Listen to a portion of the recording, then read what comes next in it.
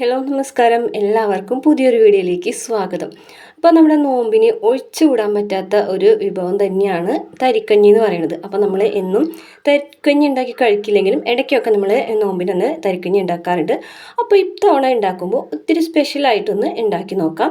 അപ്പോൾ അതിന് വേണ്ടിയിട്ട് ഒരു പാൻ സ്റ്റവിൽ വെച്ച് ചൂടാക്കിയിട്ട് അതിലേക്ക് 1.5 ടേബിൾ സ്പൂണോളം നെയ്യ് ഒഴിച്ച് കൊടുക്കുന്നുണ്ട്. നെയ്യ് ഒന്ന് ചൂടായി വരുമ്പോൾ അതിലേക്ക് കുറച്ച് കാഷ്യൂനട്ട് ഇട്ട് കൊടുക്കുന്നുണ്ട്. പിന്നെ അതൊന്ന് ഒരു കളറൊന്ന് മാറി വരുന്ന സമയത്ത് നമുക്കിതിലേക്ക് ഉള്ളി ചേർത്ത് കൊടുക്കണം. അപ്പോൾ ഉള്ളി ഇങ്ങനെ ഒരു 6-7 ഒക്കെ ഉള്ളി എടുത്തിട്ടുണ്ട്. അതിങ്ങനെ നൈസായിട്ടൊന്ന് വട്ടത്തിൽ കട്ട് ചെയ്തിട്ട് അതും കൂടെ ഇട്ട് കൊടുക്കുന്നുണ്ട്. അപ്പോൾ ഇത് രണ്ടും കൂടെ ഒന്നൊരു ഗോൾഡൻ കളർ ആവുന്നത് വരെ ഒന്ന് വഴറ്റി കൊടുക്കുക. അപ്പോൾ ഇത് രണ്ടും അപ്പം നല്ല മുരിഞ്ഞ് വന്നിട്ടുണ്ട്. ഇനി ഇതിലേക്ക് നമുക്ക് കുറച്ച് മുന്തിരിയും കൂടെ ചേർത്ത് കൊടുക്കുക. എന്നിട്ടൊന്ന് ഇളക്കി കൊടുക്കുക. മുന്തിരിയൊക്കെ നന്നായിട്ടൊന്ന് വീർത്ത് വരുന്ന സമയത്ത് നമുക്കിതിലേക്ക് റവ ചേർത്ത് കൊടുക്കണം. ഈ സമയത്ത് ഫ്ലെയിം ഒന്ന് ഇത്തിരി കുറച്ചൊക്കെ ഇട്ട് കൊടുക്കുക. അതിന് ശേഷം നമുക്ക് റവ ചേർത്ത് കൊടുക്കാം. റവ ഇതിലേക്ക് ചേർത്ത് കൊടുക്കുന്നത് 1/4 കപ്പ് റവയാണ്. അപ്പോൾ നിങ്ങൾ ഈ വീഡിയോ കണ്ടുകൊണ്ടിരിക്കുന്ന സമയത്ത് നിങ്ങൾക്ക് ഈ ചാനൽ ഇഷ്ടപ്പെടുകയാണെങ്കിൽ, എൻ്റെ വീഡിയോ ഇഷ്ടപ്പെടുകയാണെങ്കിൽ മറക്കാതെ ചാനലൊന്ന് സബ്സ്ക്രൈബ് ചെയ്യാനും വീഡിയോ ഒന്ന് ലൈക്ക് ചെയ്യാനും മറക്കരുത് കേട്ടോ. അപ്പോൾ അതാ റവ ഇട്ടിട്ടുണ്ട്. ഒരു 1/4 കപ്പ് അളവിൽ റവയാണ് ഇതിലേക്ക് ചേർത്തിട്ടുള്ളത്. വറുത്ത റവയാണ് നമ്മൾ ചേർത്തിട്ടുള്ളതെങ്കിൽ നമ്മളിതിലിട്ടിട്ട് ഒന്നും കൂടെ ഒന്ന് വറുത്തെടുക്കുന്നുണ്ട്. അപ്പോൾ ഈ നെയ്യിൻ്റെയും ഒക്കെ നല്ലൊരു മണം വരും. അപ്പോൾ ഒരുപാട് സമയമൊന്നും നമ്മളിത് വറുത്തെടുക്കുന്നില്ല. കളറൊക്കെ ഒന്ന് ചേഞ്ച് ആയിട്ട് വരുന്നവരെ ഒന്ന് വറുത്തെടുക്കാം. ഫ്ലെയിം എപ്പോഴും കുറച്ചിട്ട് കൊടുക്കുക. ഞാനിപ്പോൾ ഇത് റെഡി ആയിട്ടുണ്ട്. നമുക്കിതിന് സ്റ്റവിൽ നിന്ന് മാറ്റാം.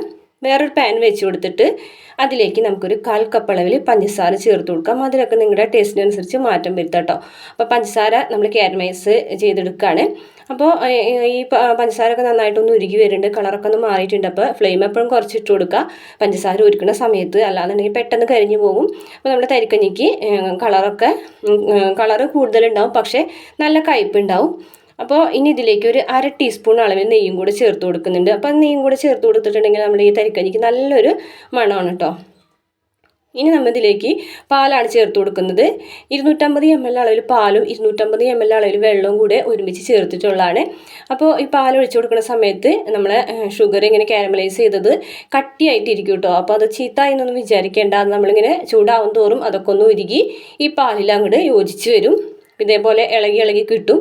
അപ്പോൾ ഫ്ലെയിം ഇത്തിരി കൂട്ടി വെക്കാം. ഈ ഒരു സമയത്തൊക്കെ നന്നായിട്ടൊന്ന് ഇളക്കിയിട്ട് ഈ പാലൊക്കെ ഒന്ന് വറ്റി ഒരിത്തിരി ഒന്ന് കുറുകി വരണം കേട്ടോ. ഒരുപാട് സമയം വറ്റേണ്ട, കാരണം നമുക്കിനി ഇതിലേക്ക് റവ ചേർക്കാനുള്ളതാണ്. ഇപ്പോൾ ഇത് ഒന്നങ്ങ് കുറുകി വന്നിട്ടുണ്ട്. ഇനി നമുക്കിതിലേക്ക് റവയും അണ്ടിപ്പരിപ്പും മുന്തിരി ഉള്ളിയൊക്കെ കൂടിയിട്ട് വറുത്ത് വെച്ചിരിക്കുന്നത് ഇട്ട് കൊടുക്കാം. എന്നിട്ട് നമുക്കിതൊന്ന് നന്നായിട്ടൊന്ന് കൈവിടാതെ ഇളക്കി കൊടുക്കാം. ഈ സമയത്ത് ഫ്ലെയിം കുറച്ച് വയ്ക്കാം. കാരണം റവ ആയതുകൊണ്ട് തന്നെ പെട്ടെന്ന് അങ്ങ് തിക്കായി വരും. അപ്പോൾ ആ റവ ഒന്നും വെവൂല. അപ്പോൾ അതുകൊണ്ട് തന്നെ ഫ്ലെയിം ഇത്തിരി കുറച്ചിട്ടതിന് ശേഷം ഇതൊന്ന് കുറുക്കിയെടുക്കാം. ഒരുപാട് തിക്കാക്കിയിട്ട് നമുക്ക് എടുക്കേണ്ട, കാരണം റവ ആയതുകൊണ്ട് ഇരുന്ന് കുറുകും. ഇനി നമുക്കിതിലേക്ക് ഒരു 1/4 ടീസ്പൂൺ അളവിൽ ഉപ്പും കൂടെ ചേർത്ത് കൊടുക്കാനും അതിലൊന്ന് ബാലൻസ് ആയി കിട്ടാനായിട്ട്.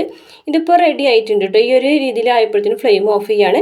വീഡിയോ ഇഷ്ടപ്പെട്ടാൽ ലൈക്ക് ചെയ്യാൻ മറക്കരുത്.